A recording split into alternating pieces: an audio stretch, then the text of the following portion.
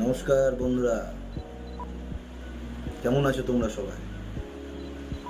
আজ চলে এলাম তোমাদের সাথে সময় কাটাতে। আজ কিছু মানুষকে ডেডিকেট করে কিছু কথা বলতে চাই। জানি না আমার কথা তাদের কাছ পর্যন্ত পৌঁছাবে কিনা। ভুল মানুষের সাথে লড়াই করেছিস বা ইদানিং করছিস, এইটুকুটাই বলবো। নিজেকে চালাক ভাবিস, অত্যন্ত চালাক, কিন্তু যে ভুল মানুষের সাথে চালাকিটা করছিস সেটা জানিস না। জেনে যাবি খুব শীঘ্র। আমি চাই না তোদের সাথে লড়াইয়ের পথ বেছে নিতে, কিন্তু তোরা বাধ্য করেছিস।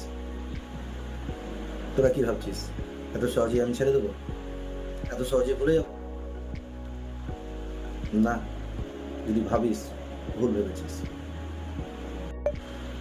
যে লড়াইটা তোরা একদম শুরু করেছিস, সেই লড়াইয়ের শেষটা আমি করবো। আমার হাত দিয়ে সেই শেষটা হবে, আই প্রমিস। আমি কি পারি আর না পারি এতদিন কিছুটা হলো বুঝতে পেরেছিস, অনুভব করেছিস। আর যদি সেটাও না করিস, একটু ওয়েট কর, খুব শীঘ্রই বাকিটা পাই টু পাই হাতে ধরে বুঝিয়ে দেবো।